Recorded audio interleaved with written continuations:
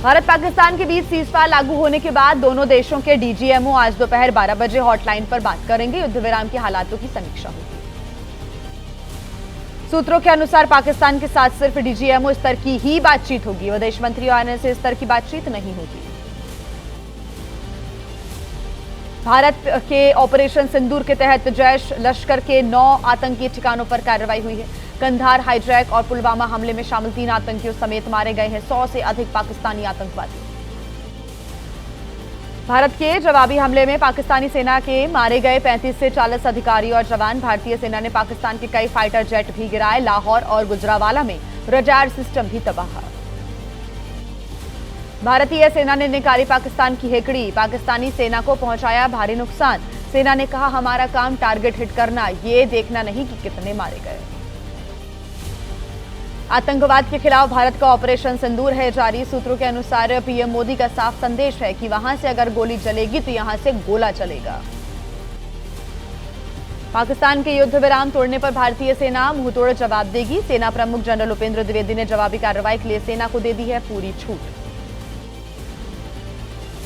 Trump के कश्मीर पर मध्यस्थता के प्रस्ताव पर भारत ने कहा, कश्मीर पर हमारी स्थिति बहुत स्पष्ट है। पाकिस्तान से सिर्फ पीओके की वापसी पर बात होगी।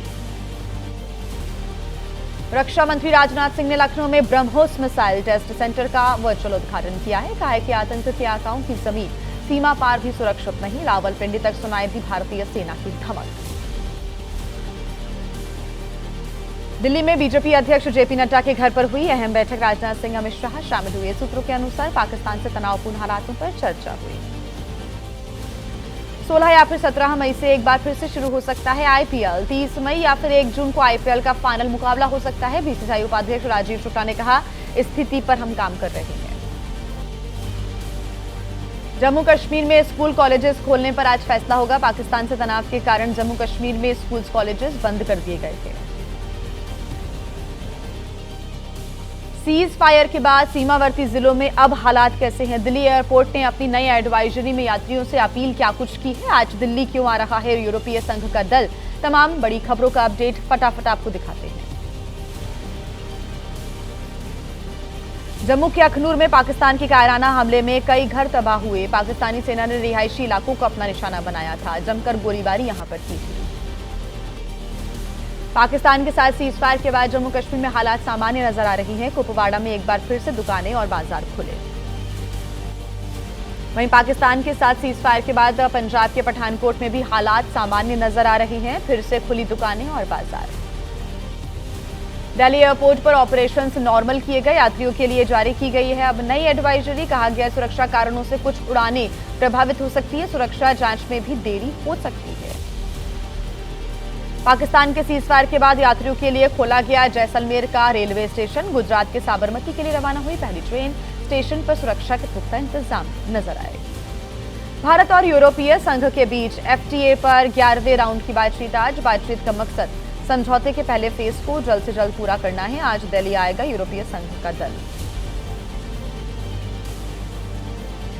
देश की सुरक्षा में हमारे 5 जवान वीरगति को प्राप्त हुए, जिन्हें आज पूरे देश में श्रद्धांजलि दी जा रही है। कैसे जवानों को दी गई आखिरी विदाई, वो भी आपको दिखाते हैं 9 सेकंड न्यूज में। बॉर्डर और एलओसी पर पाकिस्तान की गोलीबारी में हमारे 5 जवान शहीद हो गए। भारतीय सेना ने कहा, सैन्य ठिकानों पर हर हमला नाकाम किया। हमारे सारे पायलट सुरक्षित हैं। पाकिस्तान की गोलीबारी में शहीद हुए बीएसएफ के एसआई मोहम्मद इम्तियाज का पार्थिव शरीर आज उनके पैतृक घर पहुंचेगा। बिहार के छपरा के रहने वाले थे इम्तियाज। आज ही उन्हें सुपुर्द खाक किया जाएगा। हिमाचल के कांगड़ा में पंचतत्व में विलीन हुए शहीद सूबेदार मेजर पवन कुमार सैन्य सम्मान के साथ अंतिम संस्कार। जम्मू कश्मीर के राजौरी में पाकिस्तान की गोलीबारी में शहीद हुए थे। जम्मू के आरएसपुरा सेक्टर में शहीद हुए राइफलमैन सुनील कुमार को एलजी मनोज सिन्हा ने श्रद्धांजलि अर्पित की। पाकिस्तान की गोलीबारी में शहीद हो गए थे राइफलमैन सुनील कुमार। राजस्थान के झुंझुनू में शहीद सुरेंद्र कुमार को अंतिम विदाई दी गई। सैन्य सम्मान के साथ उनका अंतिम संस्कार हुआ। ऑपरेशन सिंदूर के दौरान वीरगति को प्राप्त हो गए थे सुरेंद्र कुमार।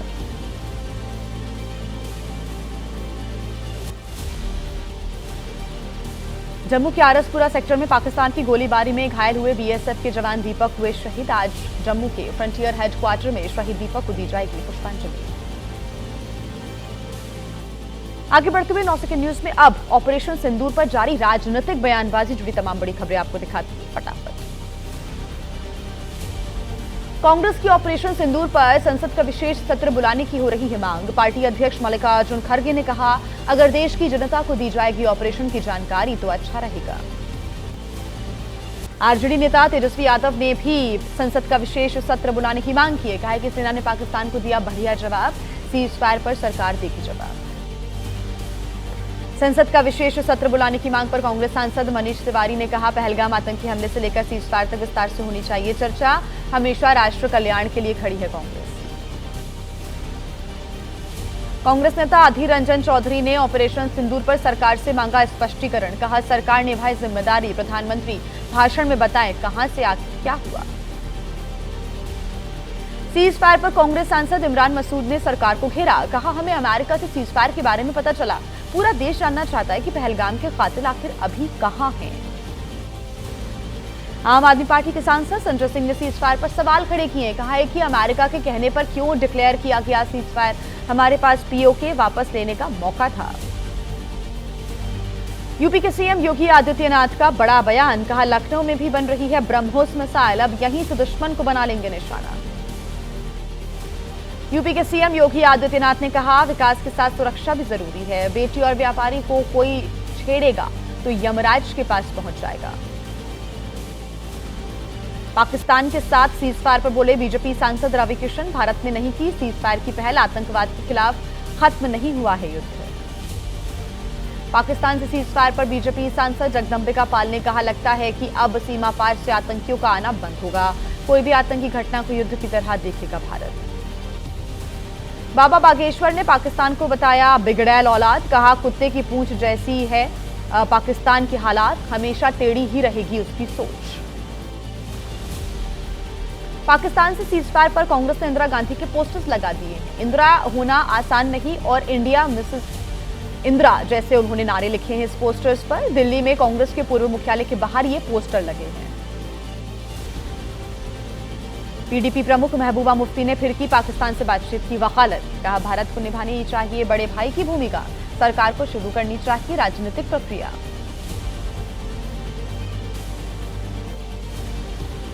इंदिरा गांधी की याद में आज देश भर में शक्ति मार्च निकालेगी एनएसयूआई। सशस्त्र बलों के शौर्य का सम्मान होगा। दिल्ली में एनएसयूआई के राष्ट्रीय अध्यक्ष वरुण चौधरी करेंगे शक्ति मार्च का नेतृत्व। मध्य प्रदेश के भोपाल में आज निकाली जाएगी तिरंगा यात्रा। ऑपरेशन सिंदूर की सफलता पर यात्रा का आयोजन, सीएम मोहन यादव लेंगे हिस्सा। ट्रोलिंग के बाद विदेश सचिव विक्रम मिस्री ने अपना एक्स अकाउंट प्राइवेट कर दिया है। भारत पाकिस्तान में सीज फायर के ऐलान के बाद से ट्रोलर्स उन्हें और उनके परिवार को निशाना बना रहे हैं। एआईएमआईएम चीफ असदुद्दीन ओवैसी ने विदेश सचिव विक्रम मिस्री को बताया सभ्य, ईमानदार और मेहनती। कहा, कार्यपालिका के फैसलों के लिए उन्हें नहीं ठहराया जाना चाहिए दोषी। विदेश सचिव विक्रम मिस्री पर अखिलेश यादव ने कहा, असामाजिक और आपराधिक तत्व अब शब्दों की तोड़ रही हैं सीमाएं, लेकिन बीजेपी सरकार और उनके मंत्री हैं चुप। अखिलेश ने की जांच की मांग। सीज फायर पर विक्रम मिस्री की ट्रोलिंग पर बोले कांग्रेस सांसद दीपेंद्र सिंह हुड्डा, विदेश सचिव और उनके परिवार पर भद्दी टिप्पणियां बेहद शर्मनाक है। ऐसी हरकतों से दुश्मन का एजेंडा मजबूत होता है। विदेश सचिव विक्रम मिस्री के समर्थन में आईएएस एसोसिएशन भी उतर गया है। कहा है कि हम विक्रम मिस्री और उनके परिवार के साथ एकजुटता के साथ खड़े हैं। सिविल सर्वेंट्स पर निजी हमले बेहद खेदजनक है। और आइए फटाफट आगे बढ़ते हुए आपको दिखा देते हैं अपराध जगत की बड़ी खबरें 9 सेकंड न्यूज में। 10 लाख का इनामी आतंकी कश्मीर सिंह गिरफ्तार किया गया है। बिहार के मोतिहारी से एनआईए की टीम ने गिरफ्तार किया है। बब्बर खालसा के आतंकी हरविंदर सिंह से इसका कनेक्शन रहा। 2016 में पंजाब की नाभा जेल से यह फरार हो गया था। संभल में बीमा राशि की रकम लेने के लिए फर्जीवाड़े का खुलासा हुआ। 2 लोगों की हत्या को दिखाया गया हादसा। बीमा कंपनी से हड़पी 1 करोड़ रुपए बीमा की रकम, 7 आरोपी अरेस्ट। संभल पुलिस ने किया खुलासा, जानने वाले का कराते थे बीमा, खुद बनते थे उसका नॉमिनी। हत्या के बाद नॉमिनी के नाम से ली बीमा की रकम। रायबरेली में प्रॉपर्टी के लालच में पिता की हत्या, पुलिस ने मृतक के 2 बेटों को अरेस्ट किया है। प्रॉपर्टी के लालच में पिता के साथ चल रहा था लंबे वक्त से विवाद। और क्या है आपके राज्यों का हाल, आपको दिखा देते हैं अलग अलग राज्यों की खबरें 9 सेकंड न्यूज में फटाफट।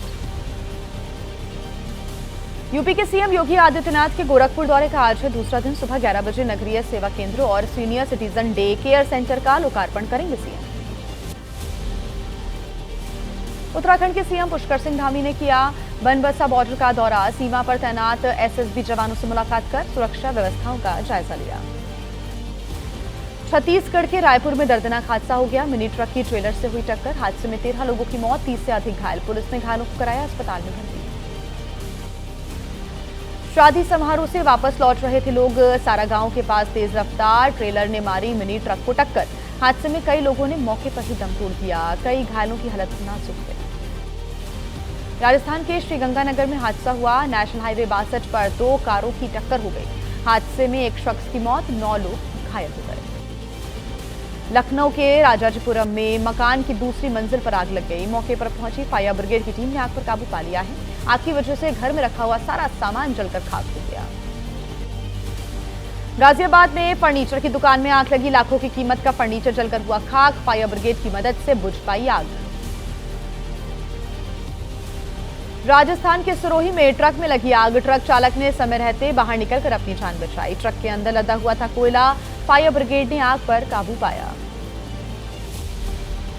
जम्मू कश्मीर के जंगलों में भीषण आग लगी। रियासी इलाके के जंगलों में आग लगी है। अब तक कई हेक्टेयर जंगल जलकर खाक हो गए हैं।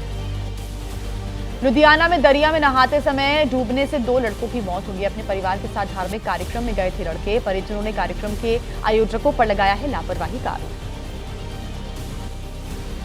यूपी के बस्ती में एक कार में आग लगी। अचानक से कार जलने लगी। लोगों ने फायर ब्रिगेड को जानकारी दी। साफ नहीं हो पाई आग लगने की वजह। ग्रेटर नोएडा की बैनेट यूनिवर्सिटी में छात्रों का हंगामा। 13 मई से होने वाली परीक्षा स्थगित करने की मांग कर रहे हैं छात्र। भारत पाकिस्तान तनाव को देखते हुए अपने परिजनों से मिलने घर जाना चाहते हैं छात्र। केरला के मल्लपुरम में हाथियों के झुंड का तांडव देखने को मिला। रिहायशी इलाकों में पहुंचे हाथियों ने काफी उत्पात मचाया। तमिलनाडु की ऊटी में डॉग शो का आयोजन हुआ। डॉग शो में विदेशी और देशी समेत 450 से अधिक नस्ल के डॉग्स को शामिल किया गया। आज है बुद्ध पूर्णिमा का स्नान। आज के दिन पवित्र नदियों में स्नान का विशेष महत्व होता है। इस दिन दान, पूजा और व्रत रखने का विधान है। बुद्ध पूर्णिमा के अवसर पर हरिद्वार में सुरक्षा के कड़े इंतजाम किए गए। हर की पैड़ी पर रखी जा रही है सीसीटीवी से निगरानी। मेला क्षेत्र को 8 जोन्स और 21 सेक्टर्स में बांटा गया। बात कर लेते हैं मौसम की। बता देते हैं आपको कि कहां ओलावृष्टि से खराब हो गई है फसल, बारिश ने कहां बदला मौसम। तो वहीं 9 सेकंड न्यूज में आपके राज्य में कैसा है मौसम आपको दिखाते हैं फटाफट। पुलवामा में भारी बारिश के साथ ओलावृष्टि देखी गई। जमीन पर बिछ गए ओले ही ओले। खेतों में खड़ी किसानों की फसल को काफी नुकसान पहुंचा। जम्मू कश्मीर के उधमपुर में तेज हवाओं के साथ काफी बारिश हुई है। कुछ ही देर की बारिश से मौसम में लौटी ठंडक। पारा गिरने से गर्मी से लोगों को राहत मिली। महाराष्ट्र के भी कई इलाकों में रविवार को मौसम अचानक बदल गया। नासिक में तेज हवाओं के साथ बारिश होने लगी। पारा गिरने से लोगों को गर्मी से थोड़ी राहत मिली। हरियाणा के झज्जर में भी मौसम ने करवट ली। गरज चमक के साथ बरसे बादल। झमाझम बारिश से मौसम सुहावना हो गया। हरियाणा में भी रविवार को मौसम का बदला हुआ मिजाज नजर आया। चरखी दादरी में हुई बारिश से गिरा पारा। मौसम में ठंडक लौटी। राजस्थान के कई इलाकों में मौसम का मिजाज बदल गया है। हनुमानगढ़ में झमाझम बारिश हुई। लोगों को झुलसा देने वाली गर्मी से थोड़ी राहत मिली। जयपुर में कुछ दिनों तक मौसम ठंडा रहने के बाद फिर से शुरू हुआ हीट वेव का सितम। भीषण गर्मी की वजह से लोगों का घरों से बाहर निकलना मुश्किल हो गया है।